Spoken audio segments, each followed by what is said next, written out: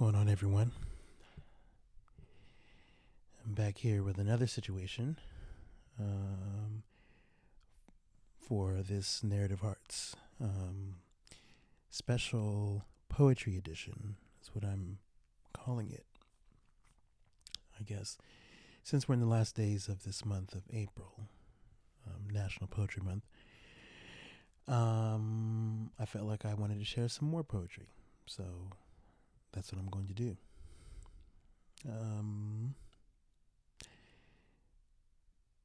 I just finished not long ago a Law and Order run. Today is Thursday, and Law and Order fans know that that's Law and Order Day.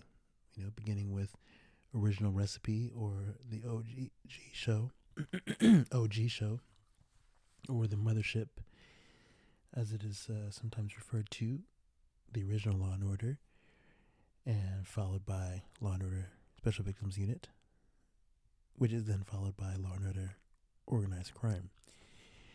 And, anybody who knows me knows that I am a Law and Order head. Specifically, Special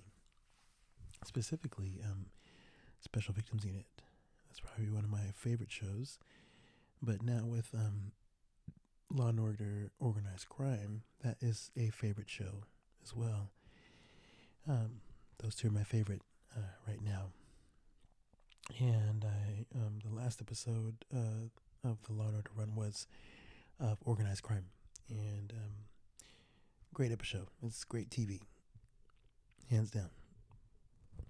Yeah. So since we're talking about poetry and stuff like that, I had a poem that I wrote that was inspired by a character on Law and Order Organized Crime, and I thought I'd share it. I don't know how polished it is. Frankly, it probably could use some work, but I was moved, and so I wrote something. So I'm going to share it. This one's called For Angela. I'll read it, and then I'll talk a little bit about it and sort of what birthed it and where it came from. So this one's called For Angela.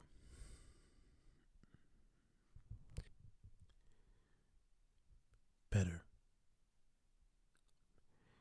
You deserved something better.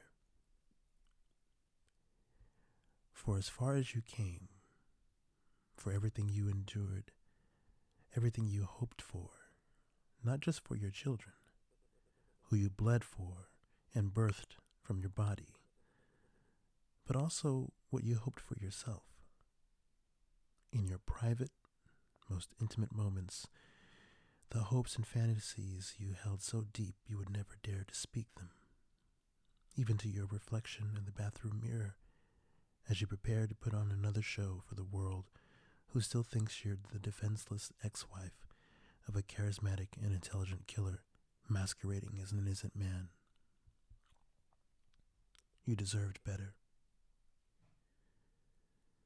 But you were intelligent too. A professor. And cunning. A skill used mostly to protect your children. You deserve so much better for your sacrifices. Better than to drive off a cliff to your doom. And you may not have even succeeded in taking the snake with you.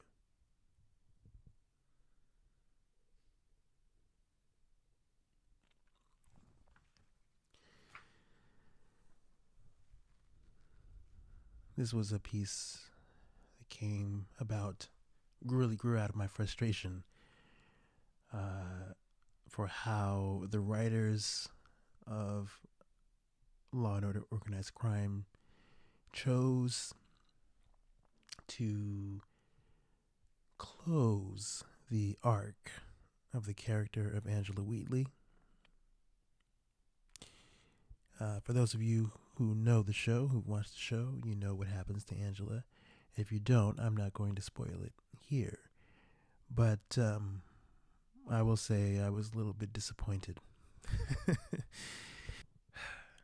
For one, I'll just say this as a brief um, digression. I actually want to hold off on actually having the full conversation about this in a different podcast, like a different platform, different situation. But I'll say this: she was a great character and portrayed wonderfully, and they mishandled, I think, uh, closing that arc. For as great a run as the show was up to that point, and it still is at this stage, I just feel like they didn't really have a strong um, idea, a fresh idea to close that arc. I wasn't happy with that. I just thought she deserved better. So that's essentially where the piece came from. I was so in my thoughts and feelings around that episode, and you know, wanted to honor Angela Wheatley in a way that I don't feel like she was honored. So I had to speak to that, and so that's where that poem came from. So, um, yeah. Um, I thought I'd shift gears a little bit, and actually, I have this book in front of me. This is a book of poems from Gary Jackson, the poet from Ohio, and I'm sorry, Kansas. Messed up. He's from Kansas, and he wrote this book called "Missing You Metropolis," which was a I found this at a Barnes and Noble many years ago, and it was taken almost a decade ago now. I think is when I found this book, and yeah, we'll be actually real soon. Next month will be 10 years. I found this book, and Gary, if you don't know, Gary Jackson this book won the Cave Canem Poetry Prize, and I think it deals with uh, um, superhero type themes. Well, using superheroes uh, to really address some real stuff. I really appreciated this book, um, and I think it was a good. I think it was a good example for me, particularly because of what the where my head has been was in when I was writing a lot of my pieces in graduate school. I was trying to find a way to incorporate heroes and stuff. As if you listen to the previous episode, you heard me talk a little bit about that. In that book, the thesis is, I think, in a lot of ways, like similar to what Gary Jackson is doing, to what Gary Jackson was doing in this book here. And I wrote a lot of the stuff that I was doing before I found Jackson's book. I was still sort of a student when I wrote a lot of stuff in my thesis project, and so it was about maybe nearly a year after I graduated, I discovered his book, and reading it made me feel like, oh, good, someone else is doing this too. I thought I was the only one trying to figure out how to do that, how to write something using superheroes or superhero ideology sort of themes and things to talk about some stuff that I was dealing with and that I was living. And but again, I think what I was doing too, because I wasn't just using solely superhero stuff, and neither does Gary Jackson, which I think that's kind of cool to find some similarities in that. I was using other types of heroic ideas and trying to play with that in some of the work that I was doing. And so now that I'm sort of into this book, I want to share a piece or two from this book here. I see one here that I'll just read. I'm a big Spider-Man fan. Some of you may know that. Whoever's listening, if you're listening to this and you know me, you know I like Spider-Man. So I'm going to read this poem that Gary Jackson wrote, entitled "Upon Seeing Spider-Man on My Way to Work." I saw the bastard web slinging over electric Soho, miles above the stoplights and New Yorkers. What I wouldn't give to be up there in some red and blues, slingshotting between skyscrapers, ready to swing in and save some beauty getting mugged. I'd take out the thugs with an uppercut, a flick of webs, and a one-liner. But instead I'm walking home in the goddamn New York cold because my car broke down and it's too expensive to fix when you teach high school and rent costs $1,000. I wonder if Spider-Man ever has to wait for traffic lights or pedestrians. If the city is one slow crawl below him.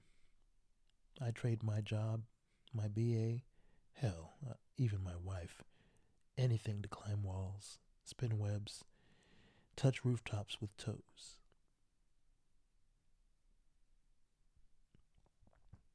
It's a fun one. It's particularly funny. I hadn't read this since I recently went through a rereading of this book a few months ago, and I think it's funny the two couplets where he talked about how his car is too expensive to fix when he teaches high school and rent costs $1,000. That's pretty funny to me, particularly in a poem about watching Spider-Man swing around. Anybody who knows Spider-Man knows that Peter Parker is sort of perpetually broke and struggling for money, and in later iterations of the character, he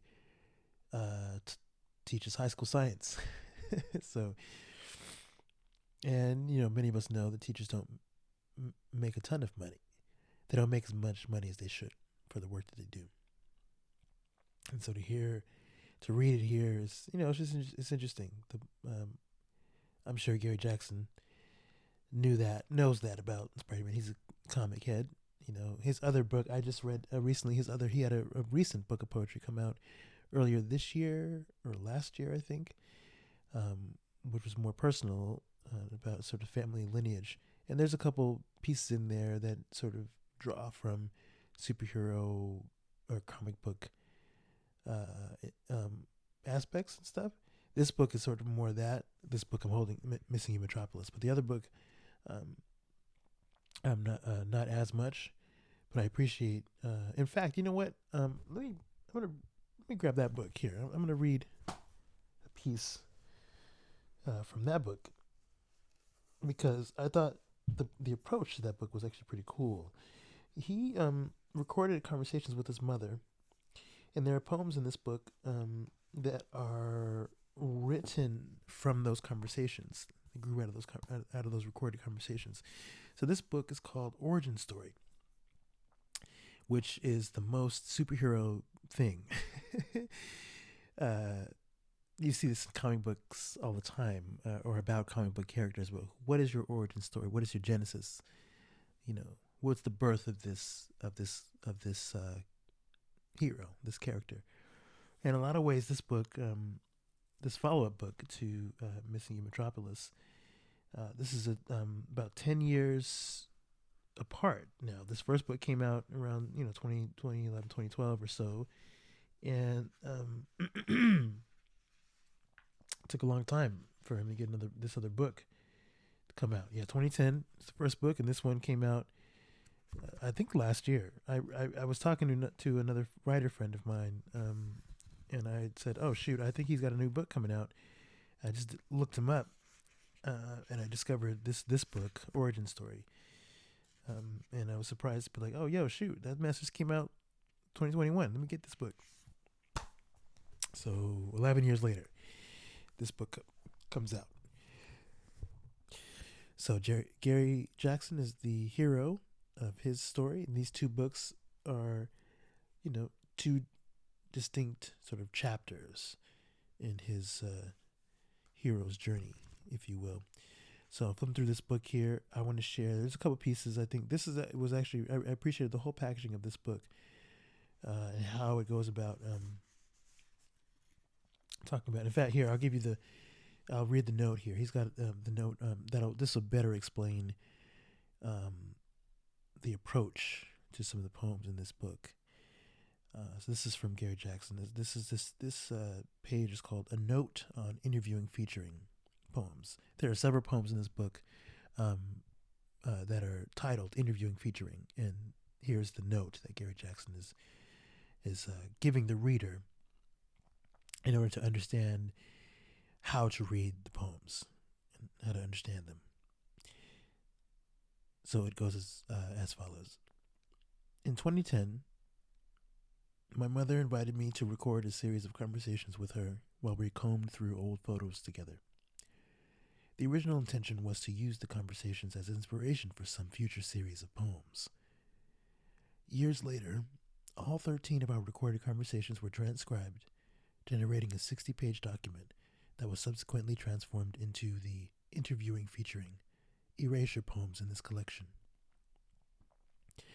The following guidelines were used. Each poem is based on a separate conversation. Number 1. Only 2 speakers are present in each interview, my mother and myself. My voice is always italicized. That's number 2. When my mother quotes someone else, her voice is also italicized. That's number 3. The grammar and syntax of our conversations could not be corrected. Quote, corrected.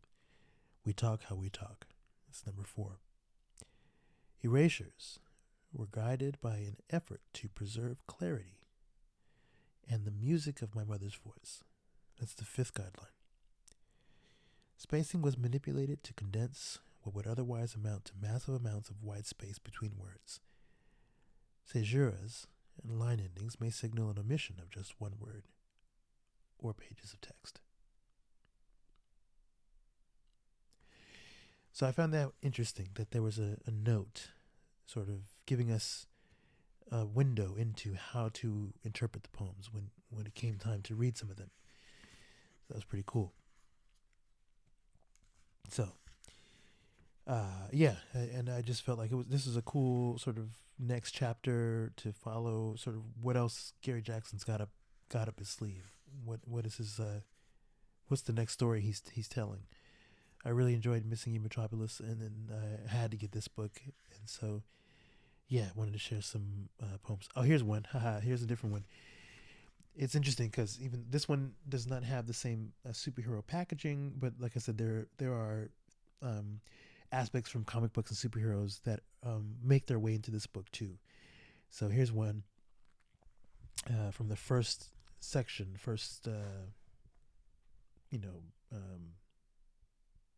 I don't know what you would call it. The first part of this book. Yeah, this one's called "Cry Uncle," and it begins with a quote from Incredible Hulk #1, published in 1962. The strangest man of all time. Fantasy as you like it. Is he man or monster, or is he both?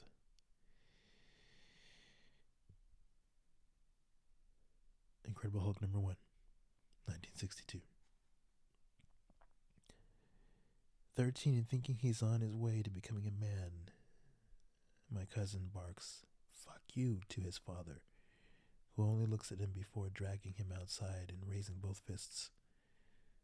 Wanting to speak the same language, my cousin balls his hands, and his father beats him until both of them are slippery with sweat. Until my cousin breaks into camel blue smoke and crumples on the front lawn like his father months later on the sofa, after clutching his heart and reaching out to the boy who can only call the ambulance and wait for them to arrive and zip the body into the bag. Now, with foot filtered in black, standing in the cemetery, all of us still new to burying kin. When we shake, my cousin's hand is full of heat. He can't stand to look at us or his father's body.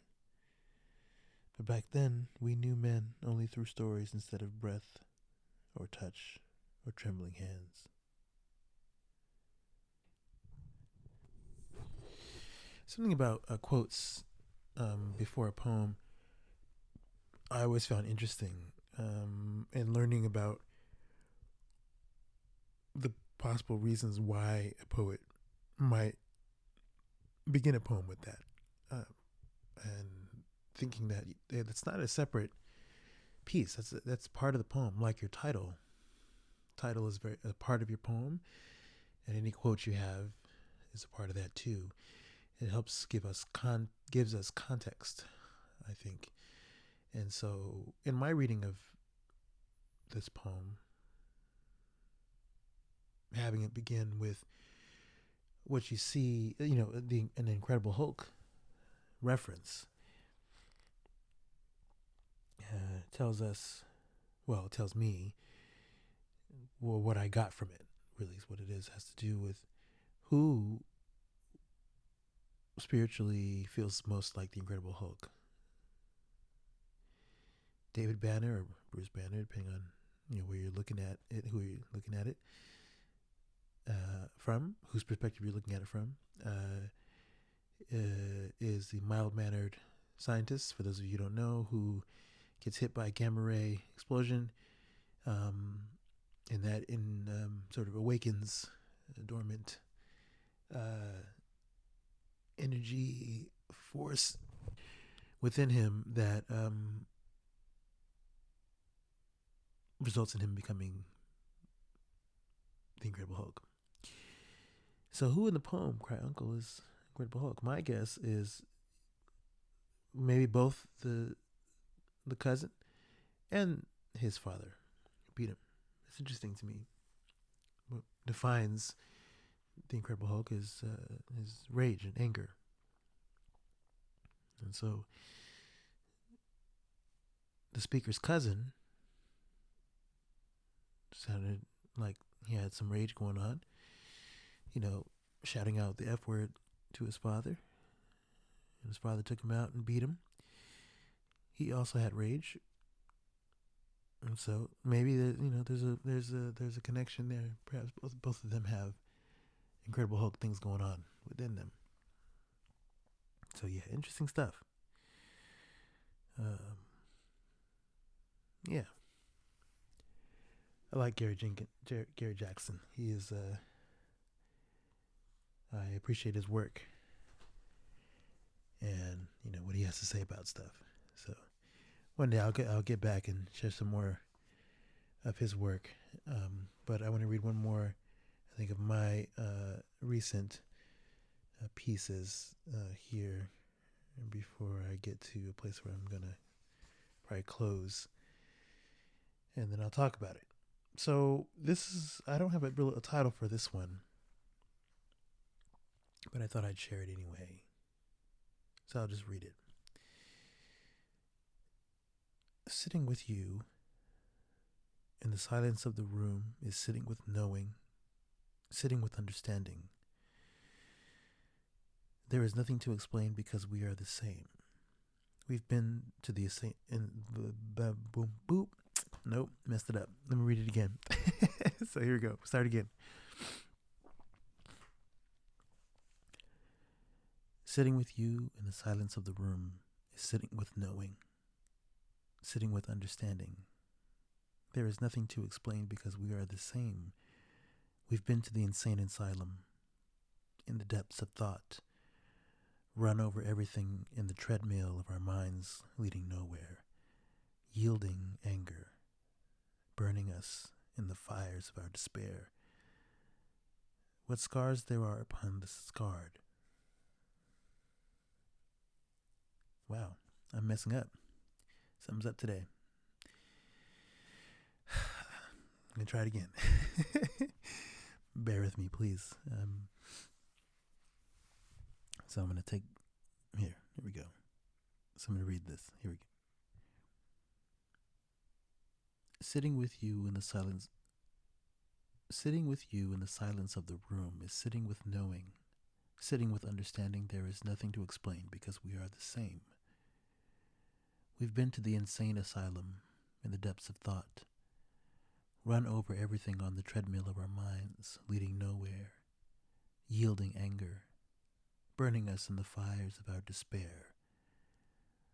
What scars there are upon the sacred sky. Blah.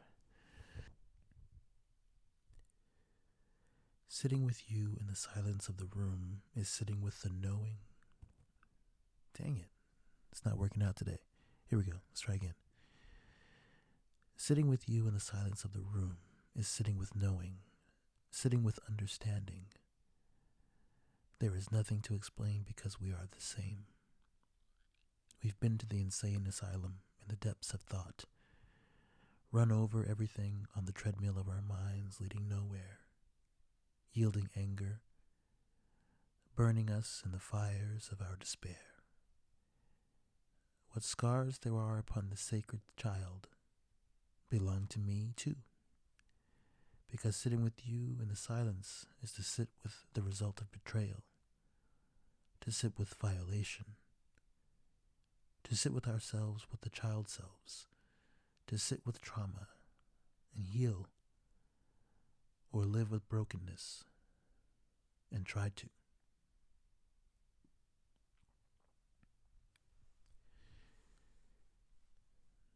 I don't quite know fully where I was going. I know where I was moving to. I don't know for sure where the poem was going to end up, but it comes from, specifically a brief conversation I was having with a friend about violation, being violated, as children. What that is. What is it like to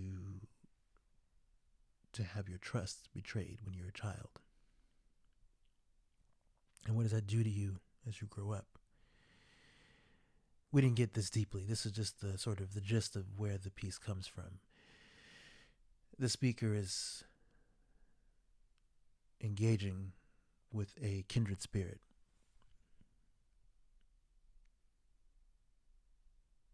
And there's a sacredness in connecting with kindred spirits in that way.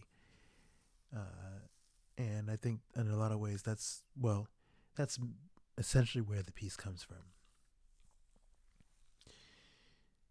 It's about recognizing your own trauma and acknowledging the other person's trauma and sitting with yourselves, with each other in silence, just seeing one another fully. All their scars, all their pain, all their happiness, and them in turn seeing you, all your scars and your pain and your joy, and allowing someone else to see that in you, and as they have allowed you to bear witness to their stuff. And a lot of ways, this is, I mentioned in the previous episode, the book of poems that I was working on really grows out of sort of having sort of a series of one-to-one conversations, like the sort of spiritual connection you have with another person. And poems like this, ideas like this, are sort of in the vein of, they speak to that. So this is the kind of stuff that I'm hoping to try to work into the book somehow. We'll see how it goes. This is still sort of very much a work in progress, and I suspect I'll be doing quite a bit of work to some of these pieces before it ever becomes anything even remotely resembling a book. But in the meantime, I figured I would, I was itching to sort of share stuff a little bit in this way and do some reading of some poetry. I was shortly before lockdown in 2020. I had been sort of getting back into publicly reading poetry. Again, I hadn't done it in so long, probably since I was finishing up graduate school. And I was getting to a place where I said, I think I want to read poetry again. Get up in front of an audience and read stuff. There's something so special about sharing your words, I think, and being shared, having others' words shared with you, being in the audience, listening to people read their poetry, and you getting up there and sharing yours, and having it be held. It's such a beautiful experience, and I hadn't done it in so long, and I did a few weeks. It was once a week, like every Thursday, I think, Tuesday or Thursday, whatever, before lockdown hit in 2020. So obviously I was missing getting to read. So this is a sort of cheap way. I think I'm cheating a little bit to read some poems or things that I hope to make into poems at some point. Get them out and sort of share them a little bit and share just an excuse to share some poems, man. That's all. And so if you've been hanging on this long and listening to the rambling, I appreciate your time. There's a lot of stuff going on in the world today, and a lot of things competing for your attention. So if you happen to be listening this long and hanging with it, I'm grateful. So I think that I'm going to close it for tonight, and I will get back and figure out something else before the month is done. I think, want to be able to come back and share some more stuff. So in the meantime, I hope you are well and enjoying the evening. And yeah, catch you next time. Thank you for your time.